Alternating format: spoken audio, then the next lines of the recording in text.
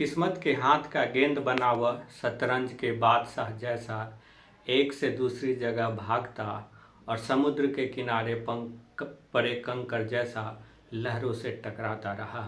ये बातें इतिहासकार फरिश्ता ने बाबर के बारे में लिखी है। बाबर, जो कि इतिहास में जहरुद्दीन मोहम्मद बाबर के नाम से मशहूर हुआ, का जन्म 14 फरवरी 1483 ईस्वी में उमर शेख मिर्ज़ा और कुतलुग निगार खानम के घर में हुआ था। उसके पिता उमर शेख मिर्ज़ा वर्तमान उज्बेकिस्तान अंतर्गत फरगना के एक छोटे से राज्य का शासक था। 1494 ईस्वी में पिता की मृत्यु के पश्चात मात्र 11 साल की आयु में बाबर को फरगना की गद्दी संभालनी पड़ी थी। बाबर के फरगना राज्य के पड़ोस में ही समरकंद का एक राज्य था, जहां बाबर के ही रिश्तेदारों का शासन था। बाबर समरकंद को अपने पूर्वजों की भूमि मानता था और इसलिए वह समरकंद को जीतना चाहता था। समरकंद को जीतने के लिए बाबर ने कई प्रयास किए। सबसे पहले 1497 ईस्वी में बाबर ने समरकंद पर हमला किया और समरकंद को जीत लिया। इसके बाद 1500 ईस्वी और 1501 ईस्वी तक बाबर ने कई बार समरकंद को जीता और समरकंद को खो भी दिया। आखिरकार 1501 में उज्बेक खां सैवानी के हाथों पराजित होने के बाद बाबर के हाथ से फरगना और समरकंद दोनों निकल गया तथा बाबर राज्यविहीन और बेघर होकर भटकने लगा। इस भटकाव और बेघरी के दौर में ही आखिरकार 1504 में बाबर काबुल को जीतने में सफल होता है। काबुल को जीतने के बाद बाबर ने अपनी पैतृक उपाधि मिर्जा का त्याग कर दिया और पहली बार बादशाह की उपाधि धारण की, जिसे कि बादशाह के नाम से भी जाना जाता है। 1504 में काबुल को जीतने के बाद बाबर की नज़र भारत पर पड़ी। बाबर भारत के बारे में बहुत कुछ सुन और पढ़ रखा था। वह भारत को एक बहुत ही संपन्न और धनी देश के रूप में जानता था, इसलिए अब उसकी निगाह भारत पर थी। इसी दौर में भारत के राजनीतिक हालात भी ऐसे थे जिसने भारत पर बाबर के आक्रमण के रास्ता को सुनिश्चित कर दिया।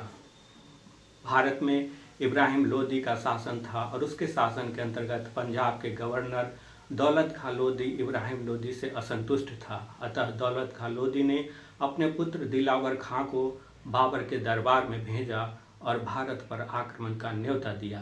बाबर अपनी आत्मकथा तुजुके बाबरी में लिखता है कि इसी समय मेवाड़ के शासक राणा सांगा का भी एक दूत उससे आकर काबुल में मिला और इब्राहिम लोदी पर आक्रमण के दौरान सहायता का वचन दिया था।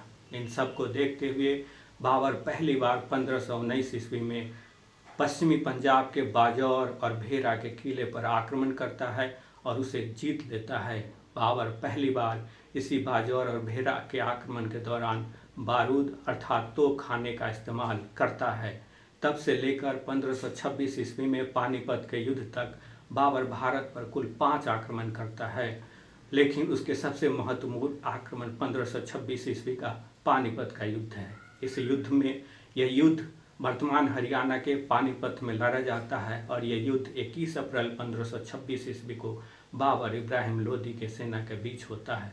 बाबर अपनी आत्मकथा में लिखता है कि जहां हमारे पास सिर्फ 12,000 सैनिक थे, वहीं इब्राहिम लोदी के पास 1 लाख से अधिक।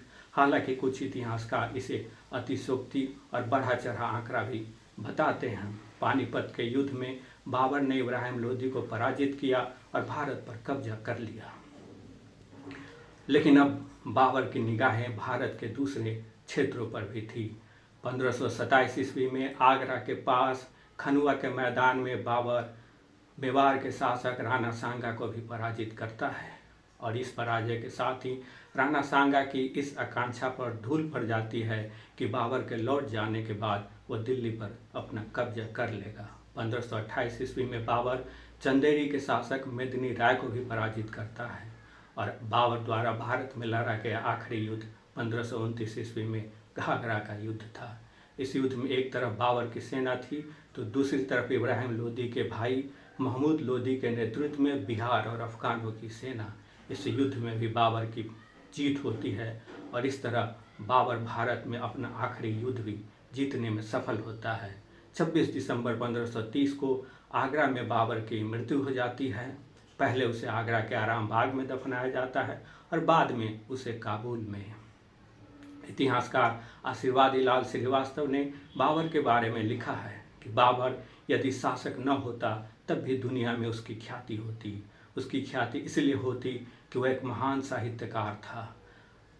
इतिहासकार श्रीवास्तव लिखते हैं कि बाबर ने अपनी आत्मकथा तुझी के भाबड़ी को लिखने में जिस साफगोई और ईमानदारी का परिचय दिया है वह काबिले तारीफ है। इस प्रकार हम बाबर के सफ़रनामा को उज़्बेकिस्तान से हिंदुस्तान तक देखते हैं। इस वीडियो में इतना ही। नमस्कार।